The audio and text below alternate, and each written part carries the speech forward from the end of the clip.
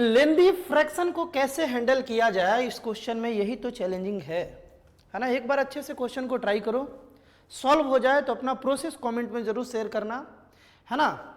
बहुत ही आसान करके अभी समझाने वाले हैं, इसका अप्रोच क्या होना चाहिए, ऐसे क्वेश्चन में कैसे सोचना है, आसानी से तुम सीखने वाले हो। तुम्हें दिख रहा है मेरे भाई कि ये जो इक्वेशन है क्वाड्रेटिक है, एक्स में यहाँ क्वाड्रेटिक बन रहा है ना।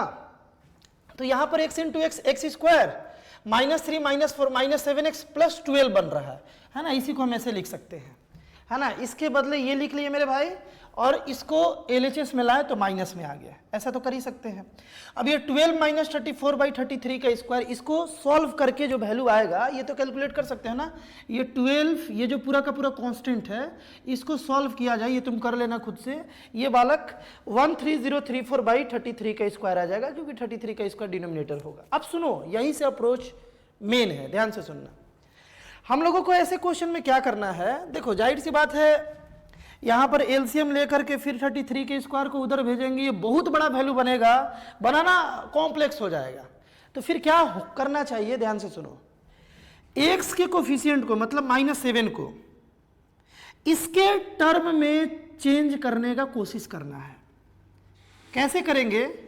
सबसे पहले एक बात बताओ कि यहाँ जो -7 है, इसको, इसके डिनोमिनेटर को हम लोग 33 बना सकते हैं क्या? जैसे 33 × 7 कर दें, कुछ वैल्यू आएगा, 33 × 7 करके कुछ वैल्यू आएगा मेरे भाई। उसको फिर डिवाइड कर दे 7 से, उसको डिवाइड कर दे 33 से, तो वापस वो 7 आएगा ना। कहना हम ये चाह रहे हैं, देखो इस 7 को रिप्लेस करके हम 231/33 लिख सकते हैं, क्योंकि इसको डिवाइड कराने के बाद 231 को 33 से डिवाइड करने के बाद 7 ही आएगा, 7 ही आएगा। तो ये तो लिख ही सकते हैं। लिखे क्यों? क्योंकि हम इसके टर्म में लिखना चाह रहे थे। इसका डिनोमिनेटर 33 था, इसका भी हम 33 बना दिए। बात क्लियर है यहां तक? अब सुनो, यहां के बाद क्या करना है, बस एक स्टेप और ये क्वेश्चन बहुत ही आसानी से सॉल्व होने वाला है।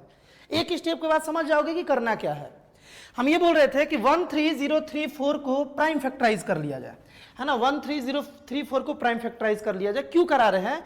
इसको स्प्लिट करके लिखना है मेरे भाई यहीं पर, और इसको इस तरीके से स्प्लिट करना है ना प्रोडक्ट में मेरे भाई, कि इसको भी उस तरीके से किया जा सके, इसको भी उस तरीके से किया जा सकते। देखो हम क्या बोलना चाह रहे हैं, जब 13034 को हम लोग प्राइम फैक्टराइज किए तो ये 277133 आया। यहां पर मेरे भाई इसको जब हम लोग बनाएंगे, मतलब मल्टीप्लाई करेंगे, तो ये तो 98 बनेगा। 98 × 133 हम लोग लिख पाएंगे मेरे भाई 13034, मतलब इस न्यूमरेटर को हम लोग इतना तो लिख ही पाएंगे ना, इतना तो लिख पाएंगे 98 × 133। और तुम देख पा रहे हो कि इन दोनों को अगर ऐड करके लिख दें 98 + 133, तो यहां तुम नोटिस करो 3 8 11 1 आ गया, 3 और 9 12, और एक 13 3 और एक 2 2 3 1, मतलब क्या आ गया मेरे भाई, ये आ गया। अब देखो ध्यान से सुनना, ध्यान से सुनना, ये क्वेश्चन एकदम आसान होने वाला है, तुरंत ये आसानी से बनने वाला है, तुम भी सोच पाओगे, ध्यान से देखा जाए। अब एक बात बताओ कि ऐसा देखो, इसको प्राइम फैक्टराइज करने के बाद हम लोग इसको, एक्स के कोफिशिएंट को इसके टर्म में बड़ा ही आसानी से लिख पाएंगे। कैसे लिख पाएंगे? देखो माइनस यहां पर हम क्या कर ले, ब्रैकेट में मेरे भाई 98/33 कर लिए, और फिर प्लस में 133/33 कर लिए, 133/33 कर लिए, है ना। तुम देख लो, इसको जब हम लोग ऐड करेंगे तो ये आएगा, और इसको फिर सिंप्लीफाई करके ये आएगा, मतलब एक ही बात है, सब एक ही बात है ना। यहाँ x लिख दिए।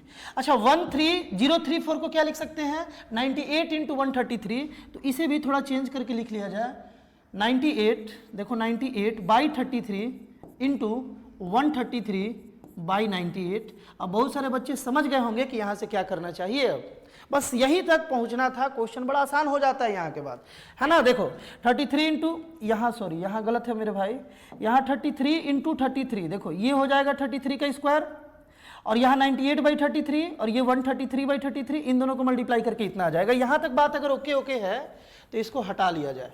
अब देखो तुम ध्यान से, अब यहां पर मेरे भाई ध्यान से इसको देखो। अच्छा यहां भी ब्रैकेट ओपन कर लिया जाए क्या?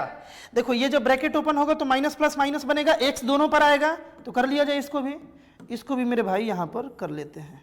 ये तो बन गया माइनस, है ना, ये तो ब्रैकेट ओपन हुआ तो माइनस बन गया, इस ब्रैकेट को भी हटा देते हैं और ये जो x आया, ये जो x आया यहाँ भी आया और यहाँ भी आया, यहाँ तक तो ठीक है। अब बस कॉमन ले लिया जाए और आसानी से आंसर बन जाएगा। देखो मेरे भाई, ये देखो यहाँ से अगर हम x कॉमन ले ले, यहाँ से अगर हम x कॉमन ले ले तो अपने पास क्या आएगा, x माइनस 98/33 आ जाएगा। यही डेटा आएगा मेरे भाई। और इन दोनों में भी कुछ कॉमन आया क्या, इन दोनों में भी तुम्हें कॉमन दिख रहा होगा, माइनस 133/33, ये हम कॉमन ले लिए।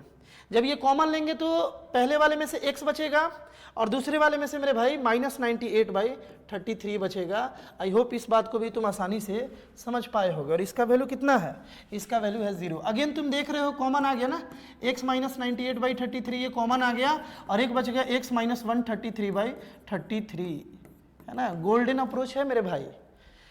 बहुत डिफिकल्ट लेवल वाले क्वेश्चंस में भी ये अप्रोच लगा करके, मतलब क्या कि कांस्टेंट टर्म को इस तरीके से ब्रेक करके और x के कोफिशिएंट को उसी के टर्म में चेंज करने का कोशिश करना है, क्वेश्चन बड़ा ही आसान हो जाता है। अब तुम बता सकते हो ना कि x का वैल्यू, इसको 0 से इक्वेट किए तो 98/33 आ गया और यहाँ से 133/33 आ गया। यही दो x का वैल्यू है जो इस इक्वेशन को सेटिस्फाई कर जाएगा। आई होप बालक इस क्वेश्चन को भी तुम आसानी से समझ पाए होगे। इस टाइप का और भी कंटेंट जो तुम्हारे जेईई मेंस जेईई एडवांस के सफ़र को आसान बनाता है, लगातार इस चैनल पर कंटेंट अपलोड हो रहा है। एक बार चैनल को जरूर विजिट करना।